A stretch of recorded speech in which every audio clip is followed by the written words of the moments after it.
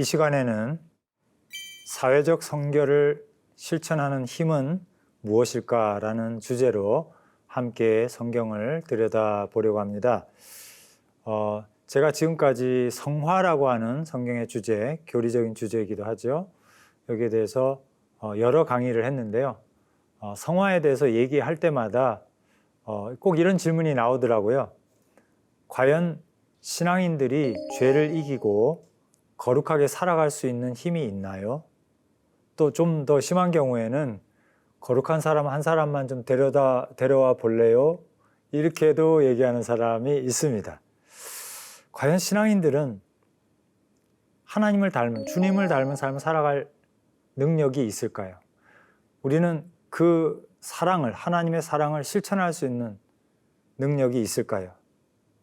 과연 가능할까요? 성경의 대답은 어떻습니까? 가능하다라고 하는 것입니다. 이것은 굉장히 중요한 주제입니다. 그래서 오늘 한번 같이 생각해 보려고 합니다. 먼저 저는 우리 신앙인들이 왜 주님을 닮은 삶, 거룩한 삶을 살아가지 못하고 있을까라는 것을 간단히 한번 생각해 봤으면 좋겠습니다. 저는 여러 가지 이유가 사실 있겠습니다만 두 가지를 좀 말씀을 드려보고 싶은데요. 첫째는 성화에 대한 이해와 확신의 부족이라고 생각합니다. 앞에서 우리가 공부해 본 것처럼 성화가 하나님의 명령이며 성결 대명이라는 말씀을 드렸죠. 그리고 또 오늘 공부하는 것처럼 이웃 사랑이 주님의 명령이라고 하는 것을 분명하게 이해하지 못한 까닭이 있다고 생각을 합니다. 마치 선교 명령처럼, 그죠? 예수님을 전하라는 명령 우리가 기억하죠. 십계명 우리가 기억하죠. 그런데 우리가 거룩한 삶을 실천해야 된다라고 하는 것에 대해서는 이것이 하나님의 명령이다라고 생각하지 못하는 경우가 많다라는 거죠. 두 번째로는 우리가 이 이기적인 시대 정신에 엄청난 영향 아래에 있기 때문이라고 생각합니다. 우리가 우리 주변을 돌아보면 정말 이 세상을 지배하는 시대 정신을 보게 되는데 그것이 무엇입니까? 유발 하라리가 얘기한 대로 개인주의적인 인본주의가 이 시대를 아주 홍수와 같이 쓸고 있습니다. 나 자신의 욕구에 충실한 온갖 사상들이 있습니다. 우리가 흔히 젊은이들이 많이 쓰는 카르페 디엠이라든지 욜로라든지 님비라든지 이런 단어에 잘 나타나는 것처럼 정말 이러한 개인주의적인 자기중심주의적인 것들이 우리를 세뇌하고 있습니다. 거기에다가 또 고질적인 우리의 가족중심주의가 있죠. 우리의 심성에 깊이 뿌리를 내리고 있다고 생각하고요. 그래서 성경의 가르침에도 불구하고 우리 스스로가 자기중심적이고 이기적인 삶의 패턴을 헤어나오지 못하고 있다 이렇게 생각이 됩니다. 성경은 모든 인류가 원수까지도 우리의 형제라고 하는 것을, 우리의 이웃이라고 하는 것을 가르쳐주고 있음에도 불구하고 우리는 내 혈통, 내 직계 가족만이 내 자식이고 내 가족이라고 생각을 하는 것이죠. 그런데요, 성경을 보면 그럼에도 불구하고 우리는 이 시대의 정신을 이기고 이 선을 행하고 거룩한 삶을 살아가고 주님의 사랑을 실천할 수 있다는 것을 너무나 다양한 방식으로 가르쳐주고 있습니다. 그 중에서 제가 몇 가지만 여러분과 나눠봤으면 좋겠습니다. 첫째는 뭐냐면 우리는 주님께 받은 은혜가 너무 감사해서 꼭 누가 시키지 않아도 누가 강제하지 않아도 나눌 준비가 되어 있다는 거죠. 우리는 자발적으로 응답적으로 이러한 사랑을 실천할 수 있게 된다는 거죠. 에베소서 4장 32절 말씀에 이렇게 말씀합니다. 하나님이 그리스도 안에서 너희를 용서하신 것 같이 서로 용서하라고 말씀하고 있습니다. 우리가 어떻게 용서할 수 있습니까? 바로 우리를 용서하신 주님의 그 은혜를 생각할 때 그렇게 할 수 있다는 것이죠. 골로새서 3장 13절에도 보면 뭐라고 합니까? 피차 용서해라. 주께서 너희를 용서하신 것 같이 너희도 그리 해라 말씀하시는 거죠. 여러분 신약 성경에 누가복음 19장에 기록된 삭개오를 기억하실 겁니다. 이 삭개오는 세리장이었죠. 로마의 앞잡이라고 할까요?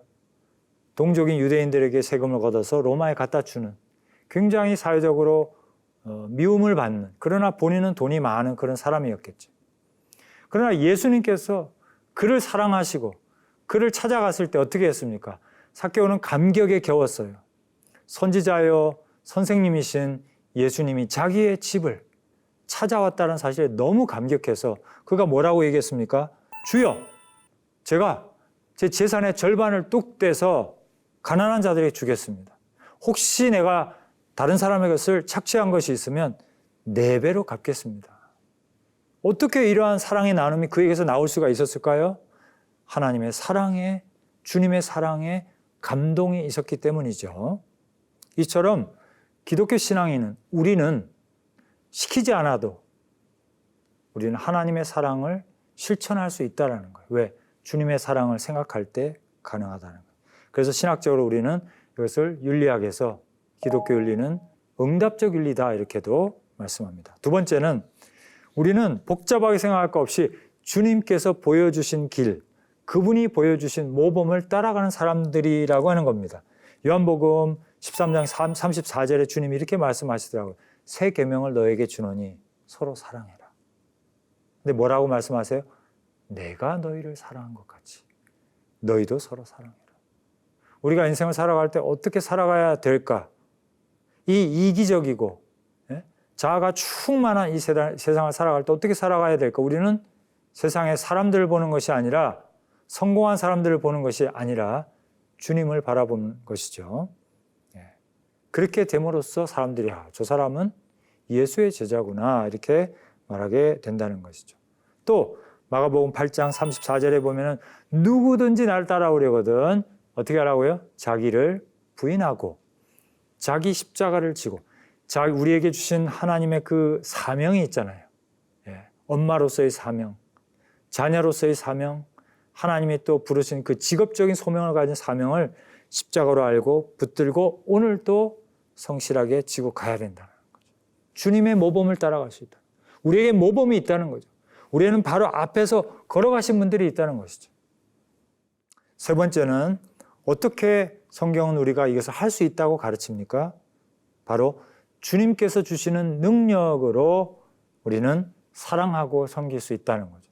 거룩한 삶을 살아갈 수 있다는 거죠. 베드로후서 1장 3절 이하의 말씀에 보면 그의 신기한 능력, 하나님의 능력이죠. 신적인 능력으로 생명과 경건에 속한 모든 것을 우리에게 주셨다라고 말씀하고 있습니다. 믿으시길 바랍니다. 또 요한복음 15장에도 같은 말씀 주시죠. 5절부터 쭉 읽어보면은 너희가 내 안에 거하고 내 말이 너희 안에 거하면 뭐라고 말씀하셨습니까? 무엇이든지 원하는 대로 구하라 말씀하고 계십니다. 그리하면 이루리라. 또 마태복음 6장 33절에 뭐라고 하십니까? 너희는 먼저 하나님의 나라, 그의 나라와 그의 의를 구하라. 그리하면 이 모든 것을 너희에게 주시리라. 이렇게 약속하고 계십니다. 무슨 말씀입니까? 우리가 사랑하고자 할 때, 우리가 섬기고자 할 때, 우리가 거룩한 삶을 살아가고자 할 때 주님께서 필요한 능력과 절제력과 의지력과 도움과 후원과 물질을 공급해 주시겠다라는 거예요.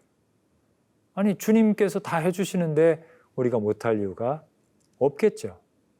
그래서 다시 한번 말씀드리지만 우리가 성스러운 삶을 살아갈 때, 주님을 닮은 삶을 살아갈 때, 주님을 순종하며 나아갈 때 우리가 그렇게 열심히 하는 이유가 뭡니까? 바로 형통한 신앙인을 만들어내는 거예요. 우리의 삶이 형통하기를 원한다면 우리는 주님을 따라야 됩니다. 거기에는 거침이 없어요. 그 길은 시온의 대로가 되는 것이죠. 사람들은 이것을 착각하고 오해하세요. 그래서 이 거룩한 길 너무 힘들잖아? 좁은 길 아니야? 그런 오해를 합니다. 옛날에 어떤 제가 예화를 들었었는데 그런 말씀 들었어요. 주님이 시키는 대로 그 어려운 좁은 길 걸어갔다는 거예요. 정말 산길이었다고 그래요. 너무나 험한 길이었다고 그래요.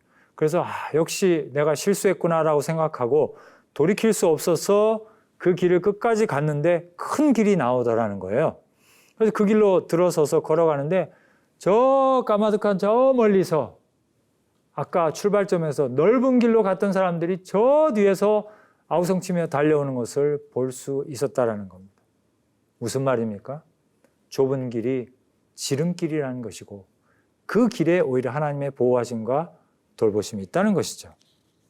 좀 구체적으로 성경은 우리에게 성령님의 동행하심을 가르쳐주고 있어요.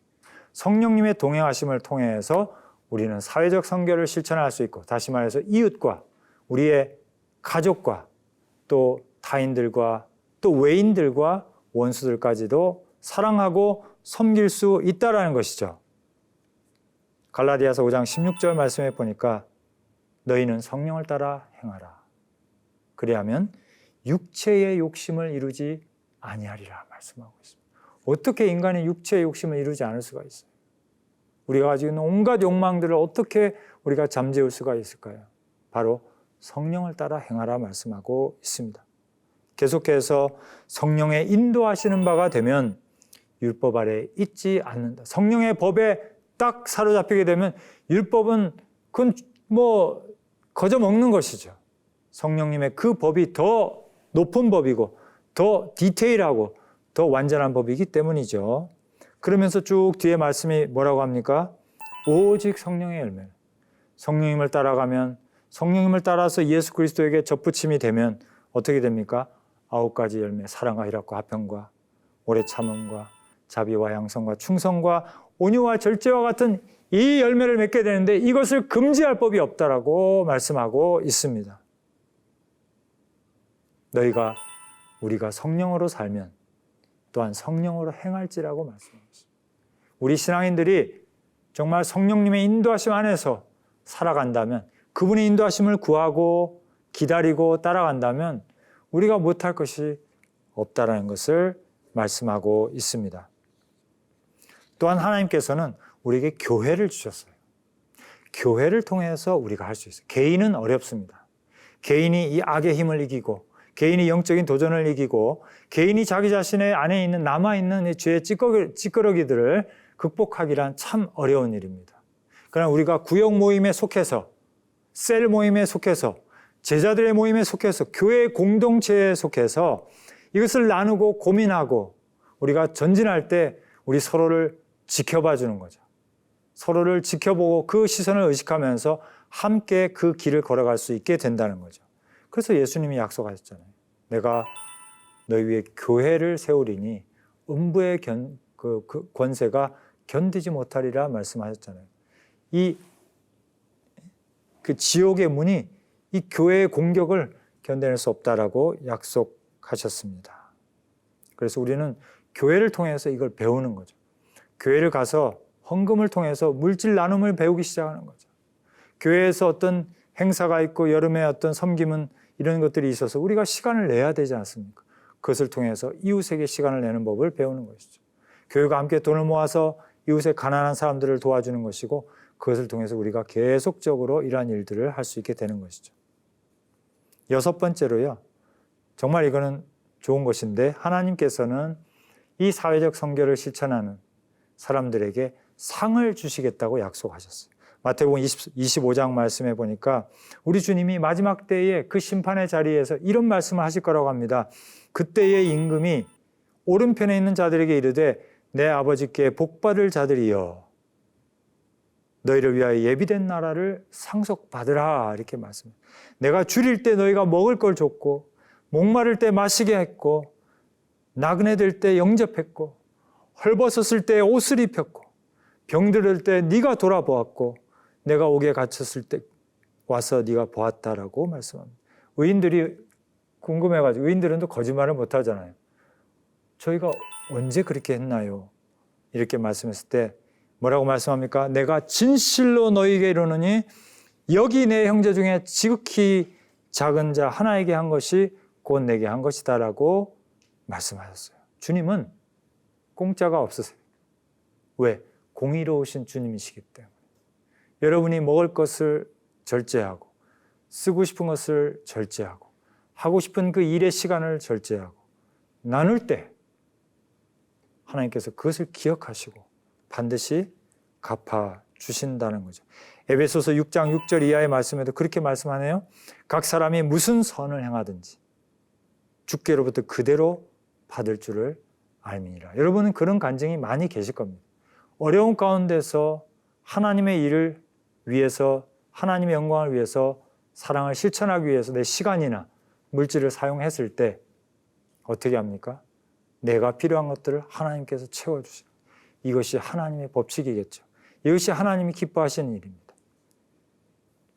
마지막 7번째로 주님께서는 최종적으로 사회적인 성결을 완성하러 오신다라는 거예요. 여기서 저는 문득 그 말이 생각나는데요. 전투에는 패할 수 있어요. 그러나 전쟁에 이길 수 있습니다. 정말 사실 이런 사회적으로 또 믿지 않는 사람들 섬긴다는 것이 보통 일이 아니죠. 우리가 실패할 때도 많습니다. 그러나 전쟁을 하다 보면 어느 부대는 그죠? 일종의 유인책으로 거기 들어가서 고생하고 또 죽기도 하고 그런 부대도 있고, 주 공격수들이 또 기다리고 있다가 그렇게 해서 전쟁을 정말 그 판도를 바꾸는 것처럼 우리는 고생스럽고 우리는 힘들 수도 있어요. 때로는 우리가 실패할 수도 있습니다. 그러나 주님께서 최종적으로 이 세계를 새롭게 하신다고 약속하고 계시죠. 그래서 갈라디아서 6장 9절 10절 말씀에 이 말씀 꼭 우리가 기억했으면 좋겠습니다. 우리가 선을 행하되 낙심하지 말자. 포기하지 아니하면 때가 이름에 거두리라, 이렇게 말씀하고 있습니다. 그러므로 우리는 기회 있는 대로 모든 이에게 착한 일을 하되 더욱 믿음의 가정들에게 할지니라, 이렇게 우리에게 권면하고 있습니다. 여러분, 이 악하고 어둡고 이기적인 세상에서 나눈다는 것, 마음을 연다는 것은 거의 자살행위처럼 보일 때도 있습니다만 우리가 낙심하지 말고 주님의 때를 기다리며 선을 실천해야 되겠죠. 요한계시록 21장 5절 말씀에 이렇게 말씀합니다. 보좌에 앉으신 이가 이르시되 보라, 내가 만물을 새롭게 하노라 하시고 또 이르시되 이 말은 신실하고 참되니 기록하라. 그 요한 사도에게 명령하셨습니다. 최종적으로 주님은 이 땅에 오실 것입니다.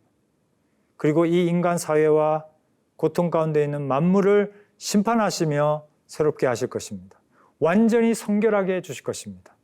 이것을 약속하고 있습니다. 우리는 그 날을 기억하고 소망하면서 이 세상의 빛과 소금의 삶을 살아가는 것이죠. 오늘 강의의 내용을 한번 정리해 보겠습니다.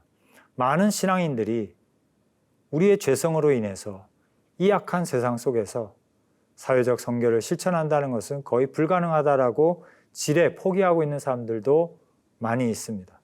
왜냐하면 우리의 삶 속에서 그것이 경험적으로 드러나지 못하기 때문에 자연스러운 결론이겠죠. 그러나 성경은 그렇게 말씀하지 않습니다. 오늘의 강의의 내용을 보면은 첫 번째로 우리는 받은 은혜가 너무 많기 때문에 사랑할 수 있다는 거죠. 자발적으로 사랑하고 싶은 거예요. 삭개오처럼. 두 번째는 주님께서 보여주신 모범이 있기 때문에 그걸 따라가는 겁니다. 세 번째는 주님께서 주시는 응답과 공급하심이 있잖아요. 그렇기 때문에 우리는 정말 우리가 우리 자신의 자녀들을 생각하면 뭘 나눌 수가 있습니다. 그러나 주님께서 공급하신다는 것을 알기 때문에 나눌 수 있고, 성령님의 인도하심이 있기 때문에 우리가 이 혼란스러운 세상 속에서도 섬김의 길을 찾을 수 있다는 것이고, 그 다음에 성도들은 교회 공동체를 통해서 이것을 훈련하고 또 교회가 함께 이 어두운 세상을 정화시켜 나가는 것이다라는 것이고, 여섯 번째로는 하나님께서는 찬물 한 그릇도 주의 이름으로 대접하는 것을 기억하시고 반드시 상 주신다는 것을 우리가 기대해야 되겠고, 마지막으로 우리 주님께서 최종적으로 성결한 삶을 완성시켜 주실 것이라는 거죠. 그러므로 베드로후서 1장 5절에 보면 베드로 사도가 이렇게 말씀합니다. 그러므로 너희가 더욱 힘써라. Make every effort. 더 노력하자. 그래서 믿음의 덕을 세우자. 덕의 지식을 세우자. 지식의 절제를, 절제의 인내를, 인내 경건을, 경건의 형제 우애를, 형제 우애의 사랑을 더하라. 이렇게 우리에게 담대하게 명령합니다. 사랑하는 여러분, 주님이 함께 하십니다. 낙심하지 말고 더 힘을 내어서 거룩한 삶, 그리고 사회적 성결, 하나님의 사랑을 실천하는 일에 최선을 다하십시다. 그렇게 될 때 우리 교회는 역사 속에서 주도권을 회복할 수 있고 하나님의 영광을 나타내는 커다란 횃불이 될 수 있게 될 것입니다. 하나님께서 기뻐하실 줄 믿습니다.